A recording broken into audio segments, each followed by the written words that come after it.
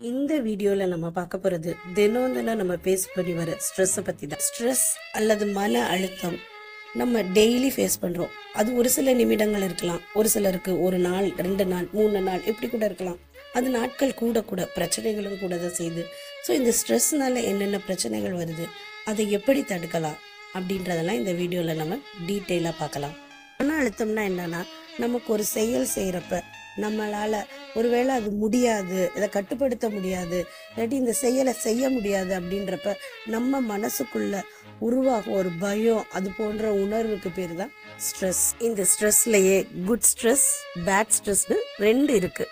இந்த குட் ஸ்ட்ரெஸ்ஸை தான் நம்ம யூஸ் ஸ்ட்ரெஸ்ன்னு சொல்லுவோம். அதாவது இது என்னன்னா ஒருவேளை நம்ம ரோலர் கோஸ்டர் விளையாடுறப்ப நம்ம மனசுல ஒரு பயம் இருக்கும்ல, அது ஒரு விதமான ஸ்ட்ரெஸ்.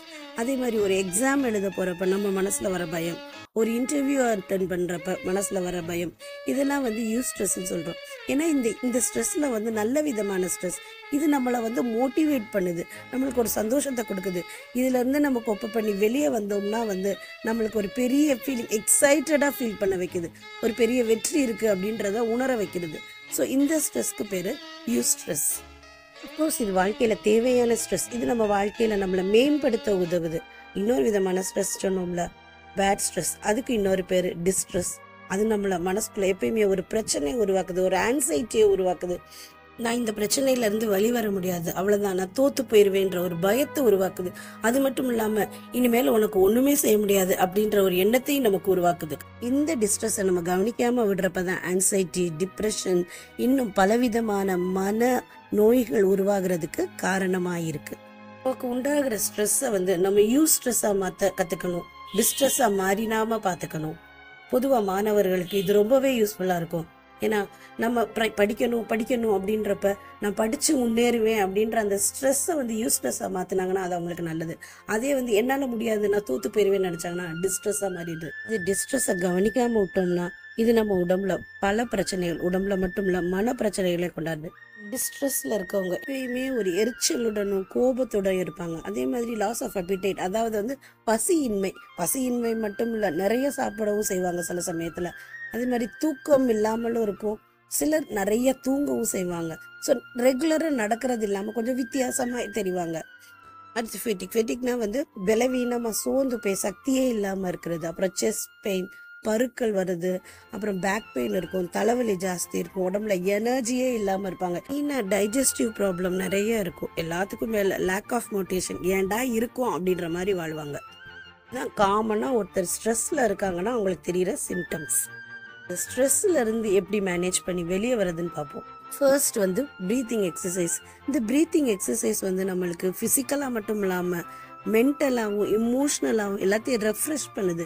அதனால பிரீத்திங் எக்ஸசைஸ் தான் பெஸ்ட்.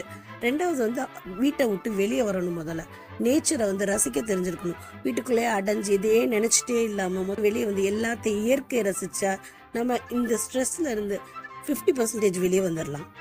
வெளியே வரதோடு நிறுத்தாம நமக்கு பிடித்தமானவர்கள், நம்ம நண்பர்கள் அல்லது நம்ம குடும்ப உறவினர்கள், நம்ம குடும்பத்தை சார்ந்தவங்க, இவங்கள போய் மீட் பண்றது, அவங்களோட கனெக்ட் ஆகிருக்கப்ப நம்ம அந்த பழைய இதெல்லாம், அந்த எண்ணங்கள்லாம் நம்ம மனசை விட்டு வெளியே போகும். ஸோ இந்த ஸ்ட்ரெஸ் நல்லாவே குறையும். அதுக்கடுத்தது நமக்கு ரொம்ப பிடிச்சமான செயல்கள்.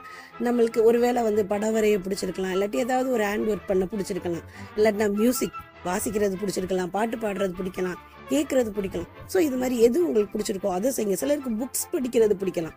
ஸோ இது எல்லாத்துக்கும் மேல இன்னொன்று, சோசியல் மீடியா விட்டு வெளியே வரணும். உங்க மொபைலை 2 நாளைக்கு தூக்கி போடுங்க, அதை பார்க்காதீங்க. உங்களுக்கு பிடித்தவர்களோட விளையாடுங்க, பேசுங்க. மெயினா சொல்லுவாங்க, ஒரு குழந்தைய வச்சு விளையாண்டோம்னா நம்ம பிரெயினே ரொம்ப ரெஃப்ரெஷ் ஆகும். சின்ன பிள்ளைங்க அவங்களோட அந்த மழலை பேச்சுக்கள், அவங்களோட சத்தங்கள் கேட்குறப்ப நம்மளோட ஸ்ட்ரெஸ் காணாமலே போயிடும். இந்த மாடர்னைஸ்ட் எலக்ட்ரானிக் கேட்ஜெட்ஸ்லாம் கொஞ்சம் தூக்கி போட்டுட்டு நம்ம உறவுகளை, மனிதரை தேடுங்க, எல்லாமே மாறும். நம்ம கவனம் செலுத்த வேண்டியது பிசிக்கல் ஆக்டிவிட்டிஸ், ரன்னிங், வாக்கிங் போறது, எக்ஸசைஸ் பண்றது, ஏன் டான்சிங் கூட பிசிக்கல் ஆக்டிவிட்டி தான். இதெல்லாம் நம்மளோட உடம்புக்கு மட்டும் இல்ல மனசுக்கும் எனர்ஜியை கொடுக்கும். அதுக்கப்புறம் நல்லா சாப்பிட்டுட்டு நல்லா தூங்கணும். மெயினானது தூக்கமின்மையினாலதான் நிறைய வியாதிகள், நிறைய ஸ்ட்ரெஸ் இருக்குது. ஸோ நல்லா சாப்பிட்டு நல்லா தூங்கணும். அதே மாதிரி இந்த ட்ரக்ஸ், ஆல்கஹால் இதெல்லாம் அவாய்ட் பண்ண தெரிஞ்சிருக்கணும். எல்லாத்துக்கும் மேல 2 விஷயம் ரொம்ப முக்கியமானது, இது கண்டிப்பா ஃபாலோ பண்ணோம்னா நம்மளுக்கு ஸ்ட்ரெஸ்ஸே இருக்காது. Be kind to your self. அதாவது நமக்கு நம்ம உண்மை உள்ளவர்களாகவும் இரக்கம் உள்ளவர்களாகவும் இருக்கணும். அதாவது எப்படின்னா, நம்ம ஒவ்வொருத்தருக்கும் ஏதோ ஒரு டிஃபெக்ட் இருக்கும், ஏதோ ஒரு குறை இருக்கும். அதை அக்செப்ட் பண்ண தெரிஞ்சிருக்கணும். நம்மளே கிரிட்டிசைஸ் பண்ணக்கூடாது. என்னால இது முடியாதுன்னு நம்மளை தரம் தாழ்த்திக்கவும் கூடாது. என்னால இதையும் சாதிக்க முடியுன்ற ஒரு பாசிட்டிவ் தாட்டோட இருக்கணும். எல்லாத்துக்கும் மேல கடைசியா ஒரு தேங்க்ஃபுல்னஸ் இருக்கணும், ஒரு கிரேட்ஃபுல்னஸ் இருக்கணும். அதாவது நம்ம லைஃப்ல எவ்வளோ தாண்டி வந்திருப்போம், எல்லாத்துக்கும் ஒரு நன்றி உணர்வோட இருந்தா எதுவுமே ஒரு பிரச்சனையா தெரியாது. இதையும் ஈஸியா கடந்துருவேன்னு ஒரு பாசிட்டிவ் தாட் வந்துடும். இது எல்லாம் பண்ணியும் உங்களால ஒருவேளை அந்த ஸ்ட்ரெஸ்ல இருந்து வெளியே வர முடியலன்னா வெக்கப்பட வேண்டிய அவசியமே இல்லை. உங்க பக்கத்துல இருக்க ஒரு சைக்காலஜிஸ்ட் அணுகுங்க. Just share your feelings, that's all.